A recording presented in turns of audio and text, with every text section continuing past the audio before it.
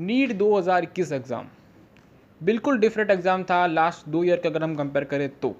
ठीक है, बच्चों के मन में एक ही चीज़ थी कि पेपर बहुत इजी आएगा। ऑब्वियस सी बात है कि लास्ट 2 ईयर में जिसने एनटीए ने जैसा पेपर बनाया है, पेपर बहुत इजी आता था। ठीक है, पेपर इजी था भी अगर आपने बायो से स्टार्ट किया हो तो। आपने बायो स्टार्ट किया हो तो पेपर आपको एकदम से बड़ा ही इजी पेपर मिलेगा आपको। पूरे के पूरे जो आपके 90 क्वेश्चंस हैं, अगर आपके जो एक्स्ट्रा क्वेश्चन जो आए थे, सारे के सारे आपके एनसीईआरटी में से आए, एक भी चीज़ आपकी बाहर से आई नहीं। और काफ़ी ऐसे क्वेश्चन नहीं थे जो कि आपको परेशान करें, और बहुत डीप में घुस घुस के भी क्वेश्चन आपके नहीं आए। ओवरऑल अगर आप बायो के अंदर 82 84 अगर क्वेश्चन करें तो वो आपका अच्छा स्कोर होगा, आप इससे भी ज़्यादा कर सकते हैं। फिर आते हैं हम केमिस्ट्री के ऊपर। केमिस्ट्री लास्ट ईयर के मुकाबले टफ था। लास्ट ईयर से अगर आप एक या दो क्वेश्चन को छोड़ दें तो सारे ही क्वेश्चन आपको करेक्ट करने लायक थे। इस बार का पेपर ऐसा था कि आप एटलीस्ट 5 क्वेश्चन में तो गलती कर ही सकते हैं। इसके अलावा भी अगर आप एक दो क्वेश्चन में गलती कर दें तो वो आपके ऊपर है। मतलब लास्ट ईयर 42 43 अगर आप करें तो वो एक एवरेज स्कोर था। 43 42 क्वेश्चन हर एक बच्चे के लिए करेक्ट हो रहे थे। इस बार क्या हो रहा है कि 38 39 के आसपास बच्चे करेक्ट करेंगे, उसमें भी अच्छा पढ़ने वाले 40 के आसपास कर देंगे, लेकिन जो एवरेज बच्चे होंगे जिनका सिलेक्शन होगा ज़रूर, लेकिन वो 37 36 35 या फिर 37 38 के आसपास कर पाएंगे, क्योंकि पेपर उतना भी ईजी नहीं था और पेपर थोड़ा ट्रिकी भी था। हालांकि आपको काफ़ी क्वेश्चन ऐसे मिलेंगे जो कि बहुत ईजी थे, लेकिन सारे क्वेश्चन ईजी नहीं थे। तो पेपर जो था केमिस्ट्री का वो लास्ट ईयर से थोड़ा सा टफ था। आप उसे मॉडरेट कह सकते हैं, जैसा बायो आपका ईजी था। नाउ ये सब चीज़ तो ठीक थी।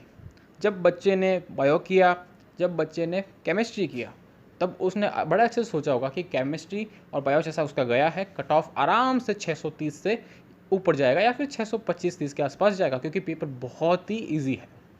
नाउ यहाँ पर काम शुरू होता है एनटीए का, जिसकी मैं बहुत अच्छे से तारीफ़ करना चाहूँगा, क्योंकि मैंने लास्ट ईयर बहुत भला बुरा बोला था एनटीए को, बिकॉज उन्होंने बहुत ही रद्दी पेपर बनाया था। ऐसे पेपर जब बनाते हैं वो, तो कट ऑफ जो है वो 610 गया था लास्ट ईयर, और अगर ऐसा ही फिर से बनाता तो कट ऑफ 630 तो जाना ही जाना था। लेकिन सल्यूट है आप एनटीए को कि उन्होंने कुछ ऐसा किया कि जिससे कट ऑफ इस बार थोड़ा सा गिरेगा, और जो कह सकते हैं कि कंट्रोल में भी रहेगा। फिजिक्स का पेपर ऐसा था जो कि बच्चों को लग तो रहा था कि बहुत ईजी है।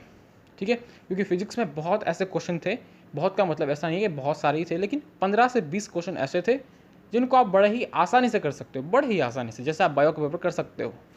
लेकिन तकलीफ़ क्या थी कि केमिस्ट्री और बायो करते करते आपका टाइम उतना नहीं बचा जितना आप एग्ज़ाम में बचाते थे। मतलब जो आपका जो नया पैटर्न था उसके अंदर आपको जो एक्स्ट्रा क्वेश्चन करने पड़े, उसके बाद में आपको जो जूलॉजी और बॉटनी अलग था, तो बच्चों को थोड़ी सी प्रॉब्लम फेस करनी पड़ी। उसके चक्कर में उनके जो एक्स्ट्रा मिनट्स थे, उन्होंने एक्स्ट्रा मिनट ख़राब किए, और जो पेपर था वो काफ़ी उनका आगे बढ़ गया।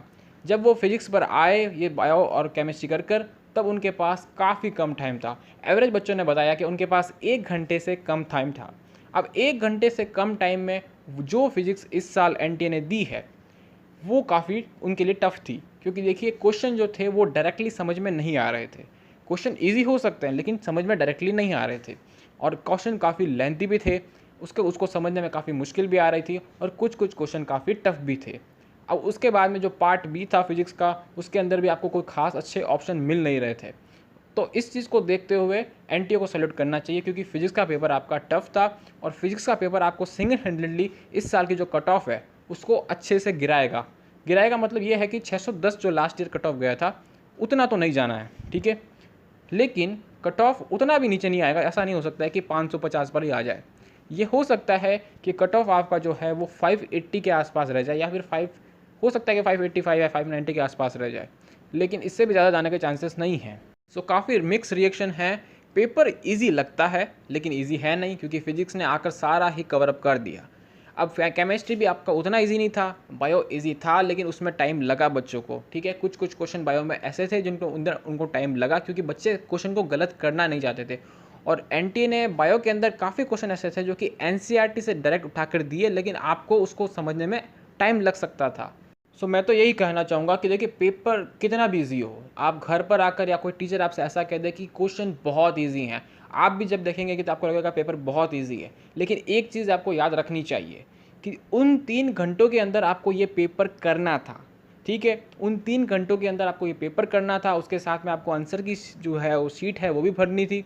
उसके बाद में जो आपके माइंड में होगा कि कट ऑफ जो है लास्ट ईयर बहुत ज़्यादा गया था, तो 600 प्लस तो स्कोर करना ही करना है। ये प्रेशर अलग से था। और उसके बाद में जो लेंथी जो आपकी जो लैंग्वेज थी फिजिक्स की, और कह सकते हैं कुछ हद तक केमिस्ट्री के कुछ ट्रिकी क्वेश्चंस थे, वो काफ़ी आपको पेपर को टफ बनाते हैं। तो पेपर उतना ईजी नहीं है जितना लास्ट ईयर था। पेपर आपका मॉडरेट हो सकता है, आपका पेपर ईजी नहीं हो सकता।